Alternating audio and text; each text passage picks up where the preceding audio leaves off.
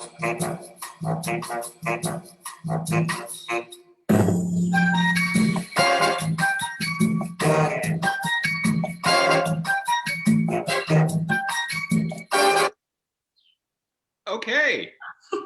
Good morning.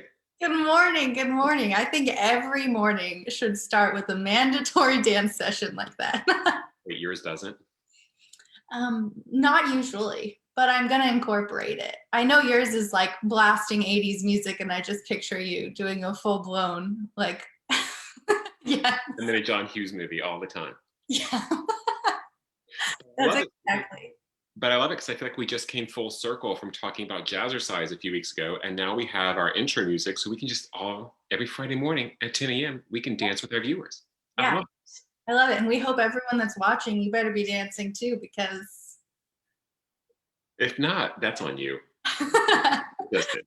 So how are you? Happy Friday.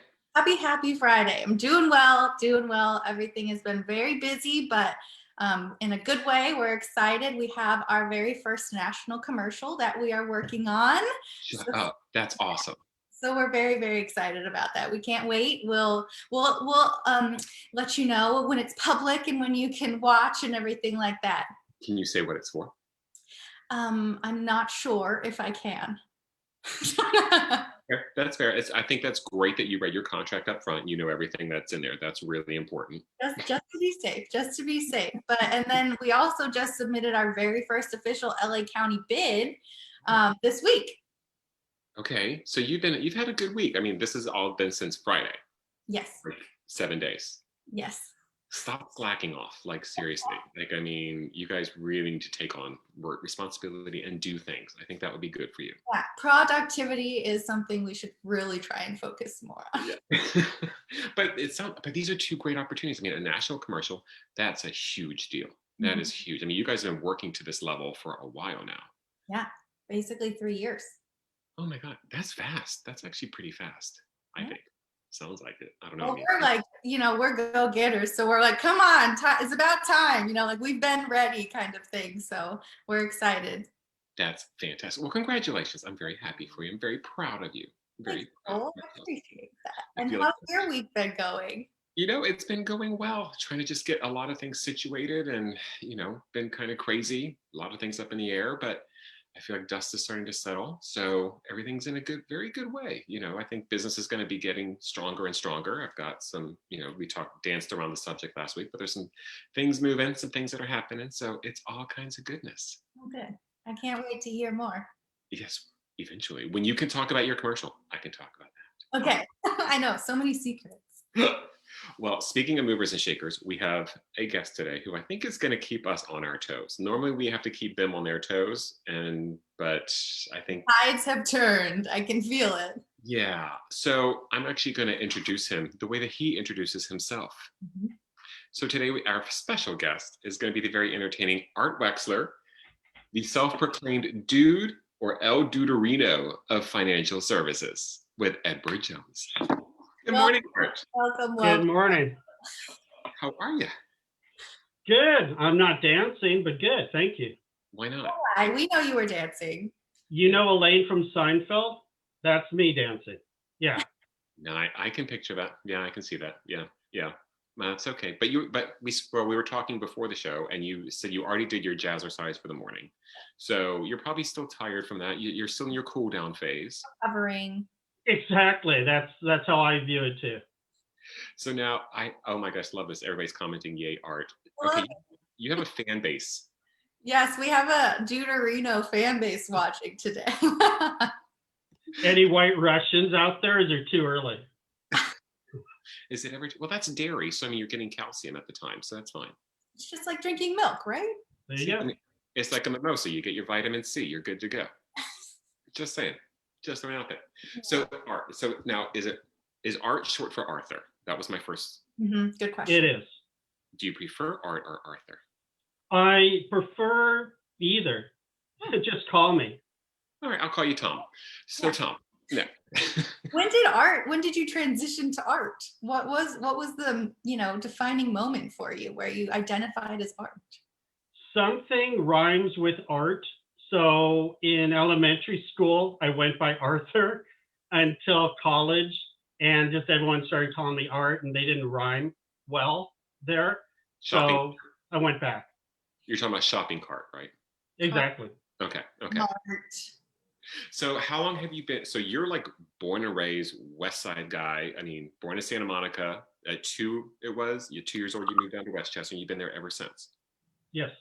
Okay, that's not too bad. That's not bad. I mean, so obviously you like it. Oh, I love the area. And I think everybody as a kid called it Deadchester. They just hated it. And we'd go to Westwood. We would go anywhere but here. But everybody moves back. Yeah. So like I went to Cal State Northridge, bought my first house in Chatsworth. A little earthquake happened. So I moved back here in 1997. My folks are still on the Bluffs. My brother lives in Westchester. So everybody comes home. That's awesome. Now, how long have you been with Edward Jones? I've been with Edward Jones about a year and a half, but in the industry over 30 years. What's that? So you Been with the chamber 30 years? A little tricky. So I've been with the chamber almost 2 years. My wife, Joanne, who owned Needle Points West and now artisanspace.com, plug, was a member for 14 years. And then my folks with the Airport Marina Counseling Service were members previous. So I've attended events over the years, even if I wasn't the actual member. Oh, wow. So that's actually impressive. So this is like a whole family thing for you guys. That's awesome. Yeah. That's actually that's something that we haven't heard yet before. I mean, I love hearing that. Generational. That's really awesome. Mm-hmm. So you've been in finance for how long? I started in 1988.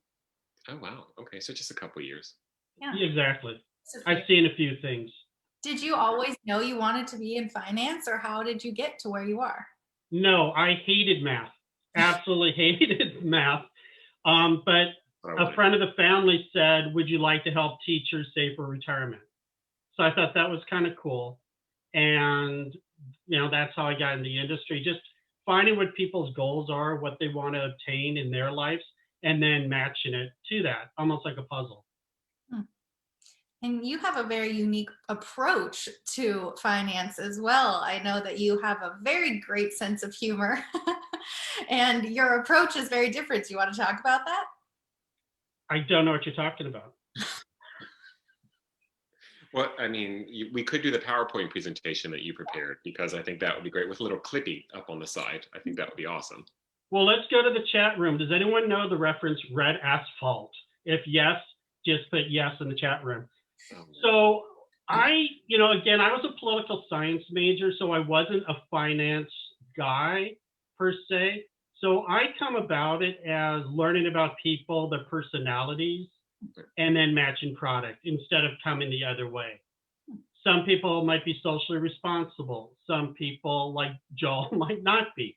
Some people want to buy Uber Eats stock, but there are a lot of different variances we have to look at with different investments, and just a holistic approach and talking to people. Well played on all of those references. Thank you. Yes. Appreciate that one. That was very nicely done. Very subtle. Very subtle. So wait, you were a poli-sci major? Like, were you going to be a politician? Was that the goal? Yeah. I was going to be an attorney. Really? But I did not want to go back to school for the 3 years and everything else. So I can't picture that. I don't know why. You're out of order, Joel. You are out of order. I object. Overruled. Yeah, that's my legal jargon right there. I watched, what was it? Why can't I think of the show? Mm-hmm. It'll come to me in the middle of like the thing. I'll just yell it out, but whatever. So you kind of have a really cool approach with finances, which I think is awesome. It's no matter what you do with somebody's money, I always believe that you have to do it on a personal level. Get to know them as an individual, because it is a personal thing you're doing, whether you're doing what I do, which is real estate, or you're doing what you do, which is financial advising. That's their money and their life. And I always believe that it doesn't matter how much they come at you with, that's their money, and you treat that with the respect that it deserves. And I love hearing that about that. So how do you approach that with people to make them feel comfortable that, like, even if you don't have a ton of money, we can still work with you? And that's my job. Right. So I am kind of unique. I'll work with people with $250 or million of dollars, and I have both as clients. And it's for the very reason. I just want to work with cool people. I really want to enjoy who I work with, learn about them, their families, because you never know where that relationship's going to go. Mm-hmm. So as long as someone's willing to learn, to listen, and to work with me, that's fine. It doesn't, when you get your taxes done, it doesn't really take a tax person usually 2 days to get the taxes done. They get your information, they go behind a wall. 5 minutes later, it's on the computer, but they're justifying the time. And kind of the same for us. It's the same questions. What are your goals? What do you want to obtain? What's your risk tolerance? And how can I help you get there? How much information you need to plug in is different. But if someone's new, it's not that much work. It's like, I want to learn how to invest. Well, great. Let's go ahead and start with this. And then as things change, we'll work in greater detail. Do you have to, especially now, since we're in like a very tough financial situation just globally, do you find like your approach change, or do you have specific like advice that you give to people starting off now since we're all working through this? I do. And again, let me just be Art for a second. Have you been to Vegas and played blackjack before? Yes. Okay. You're never supposed to change your strategy. If it's a 16, and it's into a 7, 8, 9, 10, you need to hit that card every single time. When you invest, you need to know what your strategy is going in and stay with that strategy. If you look at history, it repeats itself. Things will go up, things will go down, and things will stay the same. So people who day trade certain stocks, which will remain nameless, it's legalized gambling. Go to Vegas, get a free cocktail, and enjoy yourselves. Otherwise, have a long-term strategy and approach. That's actually really smart. I never really put it under that, thought of it in that way of like the day traders as far as the Vegas, like the analogy. That's the word I'm looking for. Well, and if you look at Vegas, those buildings were built for some reason, meaning people lose money. So it's not like people go to Vegas, they win the first time, and they think they're always going to win. It's the worst thing ever to happen. It's better to lose the first time, and then you realize, how those buildings were built. Yeah, but come on. But they get free drinks for playing. Well, but if you go with that attitude, it's fine. If you go in thinking you're going to lose, and if you don't lose everything or win something, fine. But some people go in, oh, let's double down my retirement funds. I'll bring it back and Art invested for me. Well, no. Go have a free cocktail. Wait, you're saying that's wrong? Well, if it's a right Russian, it's okay as long as they use top shelf stuff and not the cheap stuff from the tables. So basically you're advising, don't take everything that you have to Vegas with the thought of doubling it and then investing it. I just want to make sure that I get that because I don't understand. I think that would be sound and prudent financial advice, correct? Okay, all right. And that is official advice from Art Wexler right there. Yeah. So is that okay to do that? Is it okay to do it with your kid's college fund though? Do you like your kid? That's exactly what I was thinking. That's exactly. I told you I'll be in your head. Yeah, that should scare both of us probably. That should. So I can tell you're a baseball fan, maybe, possibly. A little bit. Yeah. Jensen's ball, like the season we could actually still go to games. Oh, wow. So, yeah, I share Dodger season tickets. I was going to say, you a season ticket holder? Yeah. Did you have a cardboard cutout? Actually, a friend of mine had health issues, so I kind of did. So what we did, we all raised money. It's his head, but my body, because we didn't have the right picture. So from here down was watching the Dodgers win the World Series last year. Wow.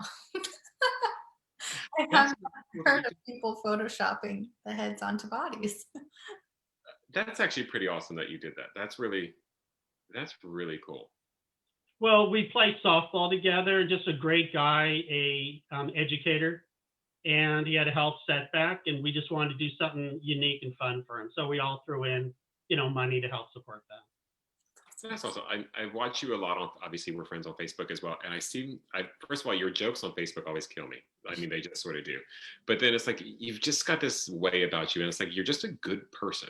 I mean, from what I've seen and what I know of you, you're just a genuinely good person. Like, it's really awesome to see. Thank you.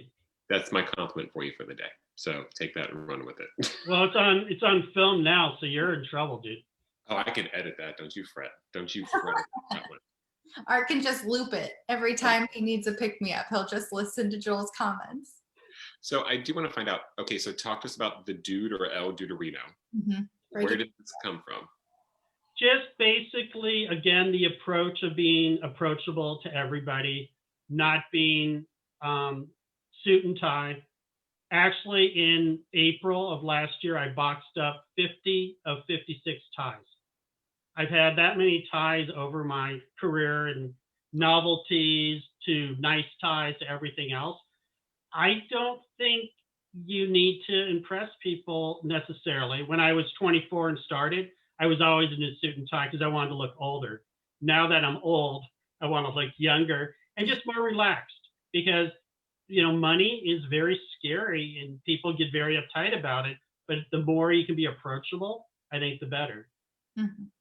That's actually really smart advice. I do think it is, like you said, and we were saying before, it is such a sensitive subject that you've got to feel like you're able to relate to the person you're talking to. You have to be human to human, especially for that. So I thank goodness that you approach it the way you do, because there are lots of people out of the world that do not. And I think we need more of that human interaction. Well, the human, and then COVID. So my whole business plan blew up. I love going to chamber events and other events. I would meet people, I would talk to them, and we could learn each other's personalities. Yeah. In this virtual world, we can't. I mean, if you look behind me, Jackie Robinson still in home plate. To me, that means anything's possible. So I can build relationships virtually in pieces, but not the whole picture. If Joel and I were talking, Meredith, you walked up and I didn't know you, Joe would introduce me to you and say, Art's the most incredible person ever. And in fact, you need him to help you obtain your goals. You don't do that in a virtual world. It's kind of like, oh, LinkedIn. Oh, Art, can you introduce me? It's a totally different realm. And by dressing more casually, I think it kind of bridges that a little bit. Does that make sense? It does. Yeah, I get that. Yeah, it is. It's been this whole year has been a huge learning curve for all of us. So it's going to be interesting to see what happens as we start possibly getting back to what we might consider a new normal. Gosh, new normal and pivot are the two phrases I don't think I ever want to hear again. But that's, if we had $1 for every time those phrases were used this year, we'd all be rolling in it. We'd all go to Vegas and double it and come back. And then have Art manage all of our money. Yes, and then if we lost it, he would just point and laugh because he was there with us. He warned us. He was there with us. Nice. Yeah, he was enabling us by just have another drink. You're all good. Go ahead. So this has been awesome. So I think we're coming up on the time for one of our more entertaining. No. Don't grab your cheat sheet. Nice try, mister. Oh, drum roll. Yes, a drum roll. This is amazing. Oh my gosh. Art, please do me the honor of doing an official drum roll. Nice. Couldn't hear anything, but we'll say that was very good. I love it. Art, are you ready? Welcome to the rapid fire round of Binge Live. You will have 3 seconds to answer the following questions as quickly as possible. Are you ready? You were born ready. Let's go. Okay, favorite local hangout pre-COVID and post-COVID? Toes Beach, Lifeguard 42, Harbor Room. Oh, love it. If you could travel anywhere in the world right now, where would it be? With or without COVID, because it's hard, because it would be like Maui. I love relaxing, but I'm tired of relaxing. So maybe Europe and do things with people. I love it. I love it. Okay, if you could only eat one food for the rest of your life, what would it be? You've changed the questions. This isn't right. Have to keep you on your toes. Got to keep you on your toes. Sushi. Okay, what is your spirit animal? Spirit animal would be the coyote. Why is it the coyote? Because there's hidden wisdom and a sense of humor, but really the idea is don't just assume everything's a joke, but don't take life too seriously.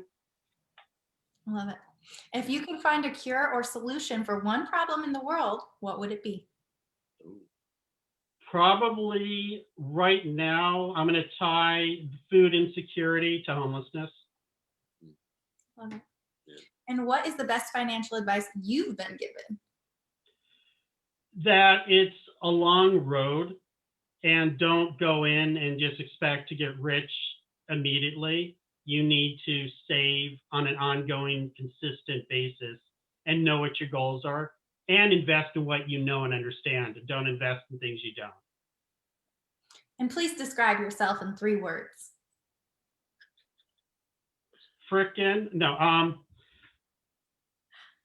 A good dude.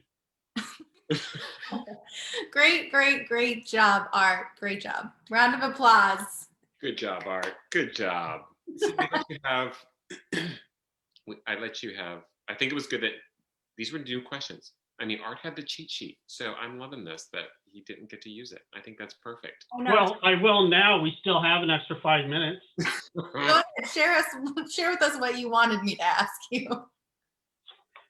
No, it was just because in all seriousness, I'm very well regulated in my industry. Yeah. So I wanted to be very careful when you asked my favorite pizza, and I said good pizza, that good pizza is not a publicly held company. So I have to be very scripted. So I wanted to make sure if you did ask me certain things, I could spin it in a way that I wouldn't get in trouble. I love it. That is fair. That is a very fair answer. I thought you were just trying to, catch me at my own game. I was actually, but thank you for entertaining me. So one thing which I did want to, this just popped in my head while we were doing this. So we're not really taught growing up how to financially plan for our futures. So what would be, I know I wasn't. I mean, we're taught how to write checks, or we used to be. I don't know if they still are or not, but we're not taught how to save and actually prepare. So for any of the parents who are watching right now who've got their kids and are trying to figure out what to do for the future, how can they get their kids motivated towards this? Well, actually, a friend of mine from the chamber, Sheila, had me speak to her kids. So I spoke to 3 generations on the phone. And to me, that's fun. I do have 3 children. One now is 25, 23, and 13. So I do enjoy that piece. But there's so much out there. You can use the analogy of when we can open back up, save aluminum cans. And if you save enough aluminum cans, you can go see a movie. And then back into how much that movie costs and what their goals are. Because kids have goals. They might be a little different than ours, like going to Maui, but they might want to go to, I can't even use Chuck E. Cheese anymore. They want to go to Shakey's. So they have to pay for half of it. So how much do you need to save to do that? That's actually really cool. So what do you think of the programs that are out there now? And I don't know if you can comment on this or not, but I'm seeing commercials for like the debit cards for kids where you can't comment on that. Can you? Well, my only comment is read the fine print on everything. Because why should you pay a fee for something that you could get at no cost? Read. So we have a surprise guest. Surprise guest. Oh, hey, Joanne, you want to wave? Sure. You're online. This is artisanspace.com, my plug. Hi, everybody. Hi. Nice to meet you. I love this. This is great. How you know we're live. That was freaking awesome. What's that real world example though for in terms of teaching saving and just spending and everything like that? And then like, why does it cost this? What are the taxes? I really dig that way of teaching. Right. There are programs like I used to teach, it was for the College of Financial Planning, and they had a high school planning program. So we were able to have instruction to go to the high schools, but that was before core and all the requirements now that they teach. But if you are listening and you have a financial advisor you're working with, A, I'm better, but B, ask them to come to your school. They'll be more than happy to talk to your students in order, career day, whatever it is. It might sound boring, but guess what? If they do save money and they're the first ones to buy a car, not going to be so boring anymore. I think that would actually be brilliant if we had that in my school growing up and we had somebody coming in. I freely admit I probably would have been bored, but looking back on it now, it would have been great to have that education as opposed to how to spend it, but how to actually plan for my future. I think that would have been awesome. And I love Art's modesty. I think that's really good, because that's just the way it is. I love it. Thank you so much, Art. Do you have anything you want to share with our lovely audience? Anything, parting words, advice, your script? Just, I really love what I do. I love people. And there's one thing, which is a shout out. If we get more than 250 views on Facebook, even if you share our Taurus or whoever's watching, do it more than once, then Joel and Meredith will sing I Got You, Babe at karaoke in May at the Shack. So please, I urge you, more than 250. Can we do it? You're supposed to say, yes, we can. I don't know if you've actually ever heard this soothing voice go musical, but it's a sound. Well, you'll be shared.